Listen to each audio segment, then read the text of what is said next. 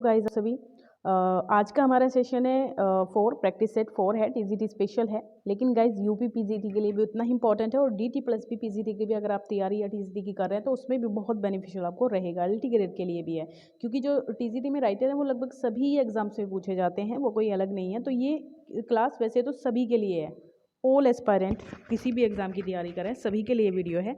लेकिन थोड़ा सा पीजीटी की भी जो तैयारी कर रहे हैं ना वो लोग, टीजीटी पीजीटी जो मैंने कंबाइंड सेशन दिए हुए हैं उसकी प्लेलिस्ट आपको मेरे चैनल पे मिल जाएगी, वहाँ पे जाके आप विजिट कर सकते हो मेरे चैनल पे और देख सकते हो सारी की सारी वीडियोस को। बहुत हेल्पफुल रहेगी आपके लिए गाइस। चलिए देख लेते हैं आज के सेशन में क्या खास है हमारे पास और स्टार्ट करते हैं हमारा वीडियो। देखिए पहला क्वेश्चन आपका क्या है। तो पहला क्वेश्चन ये रहा स्क्रीन पे। करेक्टली स्पेल्ड वर्ड आपको बताना है इसमें से ऑमलेट। तो ऑमलेट की स्पेलिंग बता दीजिए कौन सी सही हो जाएगी। तो गाइज ऑमलेट की होती है OMELETTE, डबल टी होता है यानी कि बी ऑप्शन हो जाएगा। इसमें भी करेक्टली स्पेल्ड वर्ड बताना है आपको। क्यूजिन का करेक्टली स्पेल्ड वर्ड बताना है। इसका क्यूजिन अगर बात करें तो इसका मतलब है व्यंजन, कोई डिश होती है या फिर भोजन भी कह सकते हैं आप। तो यहाँ पर जो इसकी स्पेलिंग बनती है CUISINE, यानी कि सी ऑप्शन आपका राइट हो जाएगा। ठीक है, सी नहीं गाइस, सॉरी, CUI, हाँ डी हो जाएगा, मैंने गलत बोल दिया, डी हो जाएगा, है ना। मैं वैसे स्पेलिंग सही बोल रही थी लेकिन ऑप्शन पे गलत पे टिक कर दिया था। ये हो जाएगा आपका, इसका मतलब होता है भोजन। ठीक है, चलिए तीसरा क्वेश्चन है। डायरिया की स्पेलिंग बतानी है आपको सही सही। ये पिछले एग्जाम में आए हैं सारी की सारी स्पेलिंग्स, इसलिए दे रही हूँ आपको, 2021 में आई हैं। तो यहाँ डायरिया की जो स्पेलिंग है मुझे तो ये ए ऑप्शन ही सही लग रहा है इसमें। डायरिया की होती है DIARRHOEA, डायरिया। ठीक है, ये एक बीमारी होती है। Is a connected narrative of the author's life with some stress on introspection. अच्छा, इसमें बता दीजिए कि ये कौन सी नैरेटिव है जिसमें ऑथर की लाइफ होती है, सम स्ट्रेस ऑन, कुछ जोर दिया जाता है इंट्रोस्पेक्शन पे। अच्छा बताइए, इसमें बायोग्राफी है, ऑटोबायोग्राफी है, ट्रेवलॉग है या फिर मेमोआ है। तो ये यहाँ पर ऑथर्स की लाइफ से होता है, खुद की लाइफ से, तो ये ऑटोबायोग्राफी कहलाएगा। बी ऑप्शन पे जाएंगे आप। आइडेंटिफाई द एरर पार्ट, इसमें एरर पार्ट बता दीजिए कौन सा है। The number of people applying were so large that the college had to stop issuing application forms. जो नंबर ऑफ पीपल थे जो अप्लाइंग कर रहे थे वो इतनी ज़्यादा हो गई थी कि जो कॉलेज था उसको करना पड़ा, स्टॉप करना पड़ा, जो एप्लीकेशन फॉर्म थे उसको इशू करना स्टॉप करना पड़ा। मतलब उन्होंने रोक दिया एग्जामिनेशन फॉर्म को कि आगे नहीं भरवाएंगे, इतनी ज़्यादा संख्या में जो एस्पायरेंट थे वो फिल कर रहे थे फॉर्म को। तो यहाँ पे कौन सा गलत हो जाएगा ये बता दीजिए। अप्लाइंग वर सो लार्ज, ठीक है, the number of people applying were so large, तो यहाँ पे वर गलत है गाइस। नंबर अगर ऐसे आ रहा है ना, द नंबर ऑफ करके कुछ भी, तो वहाँ पे आप वोज का यूज़ करेंगे, सिंगुलर फॉर्म का यूज़ करेंगे आप। ठीक है, तो बी ऑप्शन में गलती है। To banish from one's country, किसी को अपनी कंट्री से बैनिश कर देना, देश निकाला कह देते हैं जिसको। तो रिपैट्रिएट होता है, इमिग्रेट होता है, एमिग्रेट होता है या फिर एक्सपेट्रिएट होता है, बताइए गाइज। ये आपका एक्सपेट्रिएट हो जाएगा, देश निकाला या बहिष्कृत करना कहते हैं इसको। अच्छा, इसमें जो ये इमिग्रेट है गाइज, इमिग्रेट देखिए, एमिग्रेट होता है जब हम किसी और का देश का जो व्यक्ति है वो अगर हमारी कंट्री में है, एमिग्रेट करना कहते हैं। और इमिग्रेट, ये जो बी है, इमिग्रेट बोलेंगे तो इमिग्रेट का मतलब होता है अगर हमारी कंट्री का कोई व्यक्ति अपने मर्जी से जो है बाहर दूसरी कंट्री में रहना चाहता है, जाना चाहता है, तो उसको इमिग्रेट कहते हैं। ठीक है, तो ये हो जाएगा आपका। चलिए इसमें बताइए, I be there situation be different, तो यहाँ कौन सा सही हो जाएगा, इसमें क्या आना चाहिए। तो गाइज देखिए, अगर ऐसा होता है, मतलब अगर मैं होता, यदि वहाँ मैं होता, ये कंडीशनल सेंटेंस है, तो सिचुएशन कुछ और होती। तो आई हैड बीन वॉज, नहीं गलत है, ये हैड बीन का कोई सेंस नहीं है यहाँ पे। I was there, situation was नहीं, वॉज भी दोनों जगह पे नहीं आ सकता है। आपको पता है कि अगर यहाँ पे हमको यहाँ हेड से भी इसको स्टार्ट कर सकते हैं, क्योंकि इसमें इफ़ तो है नहीं, और अगर इसमें इफ़ नहीं है तो बिल्कुल ये सेंटेंस हेड से शुरू होगा। कंडीशनल सेंटेंस को हम हेड से भी शुरू कर सकते हैं, याद रखिएगा। अगर वहाँ पे इफ़ का यूज़ नहीं हो रहा है तो इफ़ तो हम यहाँ पे है नहीं, तो यहाँ कर देंगे हैड आई बीन देयर, यदि मैं वहाँ होता सो सिचुएशन कुछ और होती, और हैड बीन आया है इसलिए वुड हैव बीन का यूज़ होगा। अगर खाली हैड आता तो यहाँ पे वुड हैव का यूज़ हो जाता। ठीक है, चलिए सेकंड फॉर्म आती तो खाली वुड का यूज हो जाता। अगर पंजेंट इंडेफिनिट होता तो फिर हमारा फर्स्ट फॉर्म का यूज होता था यहाँ पे। ठीक है, याद रखिएगा, विल का यूज होता, मतलब कहने का। तो ये हमारा कौन सा ऑप्शन सही है, सी ऑप्शन सही है। ये कंडीशनल होते हैं, इनको याद रखना है आपको, बहुत क्वेश्चन आते हैं इस तरीके के। The boss wanted to know done the job, तो how I had, the boss wanted to know, boss जानना चाहते हैं कि how I had done the job, that how I had, how would I have या how had I. तो देखिए how होगा, head होगा, फिर आई होगा, तो मेरे हिसाब से तो आपका ये होना चाहिए कौन सा, सी ऑप्शन मुझे सही लग रहा है इसमें, नहीं सी नहीं, सॉरी गाइस, सॉरी, हाँ ए होना चाहिए गाइस, सॉरी है।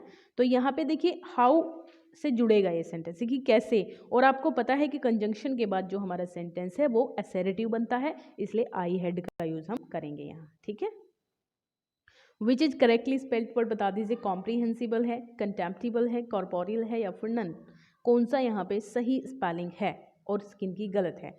तो जो कंटेम्प्टिबल की स्पेलिंग है वो सही है, बाकी गलत है गाइस, बी ऑप्शन हमारा सही हो जाएगा। कॉम्प्रीहेंसिबल में ना कॉम्प्रीहेंसिबल HEN होता है, HAN नहीं होता है, और कॉर्पोरियल नहीं होता है, ये कॉर्पोरल होता है, COR होगा, CAR नहीं होगा, ठीक है, ये गलतियाँ हैं।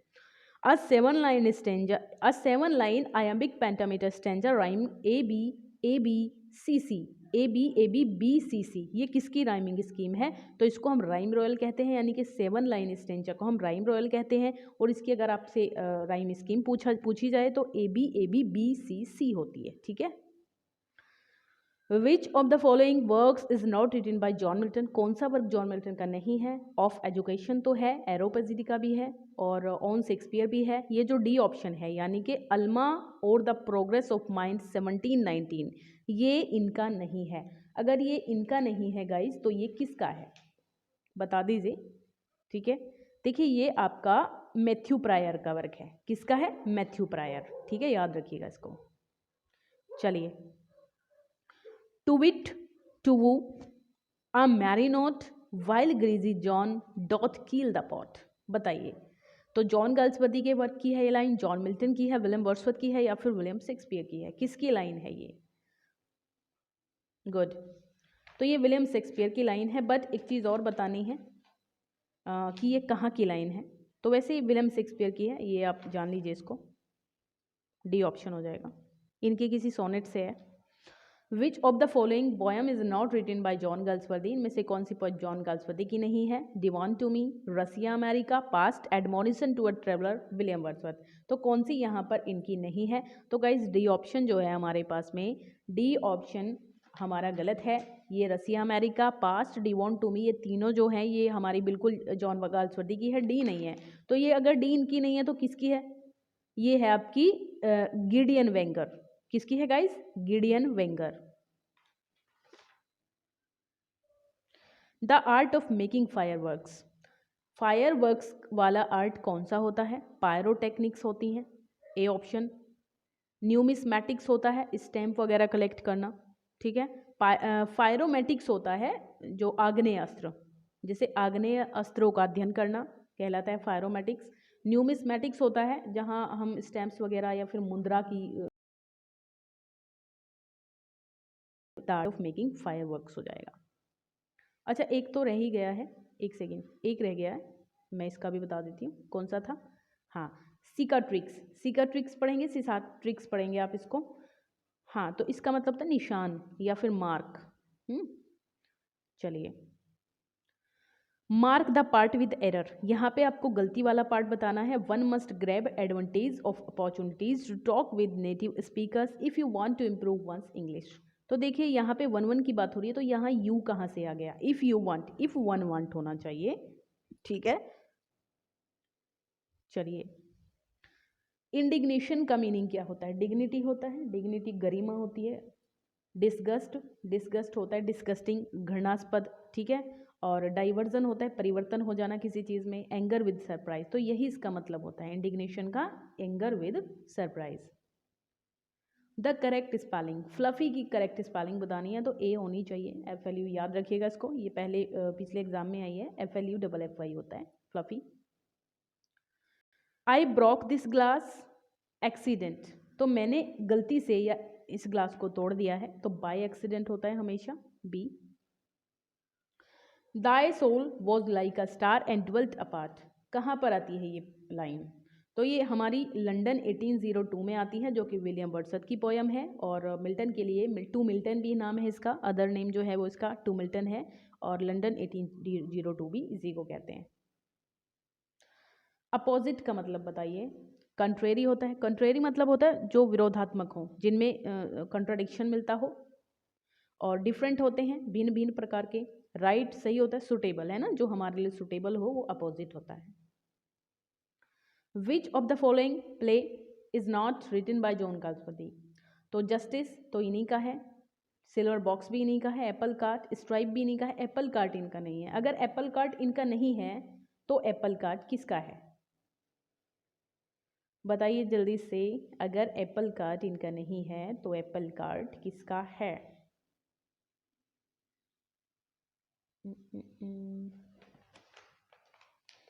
जी, ये जॉर्ज बर्नार्ड शा, जीबी शाह का है, याद रखिएगा। 1928 में आया था, जीबी शाह का है, और एक पॉलिटिकल एक्स्ट्रावेगेंजा है। क्या है? पॉलिटिकल एक्स्ट्रावेगेंजा है। और कब आया था? अभी बताया मैंने आपको, 1928 में आया था, 1928 में, और जीबी शाह, जीबी शाह। ठीक है, चलें। 22 question, who would not love his country? Assertive बनाना है इसका, ये आपका इंट्रोगेटिव है, इसका आपको असर्टिव बनाना है। तो everyone would love his country, everyone should love his country, hardly anyone would love his country, या फिर some people may not love his country? कौन सा होना चाहिए? तो आसान सा क्वेश्चन है ये, है ना, आसान सा क्वेश्चन है, और ए ही जो है वो इसका सही आंसर है, ए ऑप्शन है, यानी कि everyone would love his country होता है। इसका मतलब भी तो यही होगा भाई, हर कोई अपनी कंट्री से प्यार करता है, तो हम ये भी तो बोल सकते हैं कौन ऐसा है जो अपनी कंट्री से प्यार नहीं करता, है ना। Why should they be blamed by you? तो यहाँ पे इसका आपको बनाना है एक्टिव, पैसिव है ये पहले ही, क्योंकि ब्लेम्ड आया है, बी ब्लेम्ड आया है, तो इसका एक्टिव बनाना है। Why should you blame them, why should they be blamed by you? तो मुझे इसमें भी ए ही लग रहा है, ये ही राइट है, why should you blame them. ठीक है, चलें। इन विच पोम, अगर लाइक शेयर नहीं किया अब तक तो जल्दी से कर दीजिए गाइज, बिल्कुल नहीं करते आप, इतना सा काम तो नहीं करते, केवल देख के चले, और इतना सा काम आप नहीं कर पाते, आपको ये नहीं लगता, समझ में आता कि आप लाइक शेयर करोगे तभी जो वीडियो आगे जाएगी और चैनल बूस्ट करेगा। ठीक है, चलिए जल्दी से कर दीजिए, 2 क्वेश्चन बचे हैं। In which poem of Wordsworth does the line our birth is but a sleep and a forgetting occur? कहाँ पर आती है ये लाइन, कौन सी पोयम में? तो ये तो प्रसिद्ध लाइन है, बहुत ही प्रसिद्ध पंक्तियां हैं, इमॉर्टैलिटी ऑड है by William Wordsworth. Last question है आज का, in the classification of Shakespeare's plays in which category does the two gentlemen of Verona come? ये जो प्ले है इनका, टू जेंटलमैन ऑफ वरोना, ये कौन सी कैटेगरी में आता है? Early comedies, the mature comedies, the sombre plays, या फिर लास्ट प्लेज? तो ये अर्ली कॉमेडीज में आता है आपका, अर्ली कॉमेडीज। मैच्योर कॉमेडीज में आपका कौन कौन सा आएगा? शायद ट्वेल्थ नाइट आता है, लव सिलेबस लॉस्ट है, और आपका एक आध और है, 3 है शायद। चलिए, तो यहीं तक का था हमारा गाइस, नेक्स्ट वीडियो में फिर से मिलते हैं, तब तक के लिए पढ़ते रहिए, और जो मैंने टीजीटी पीजीटी की कंबाइंड वीडियो आपको बताई हैं वो भी जरूर देख लीजिएगा, बहुत हेल्पफुल रहेंगी। बाय।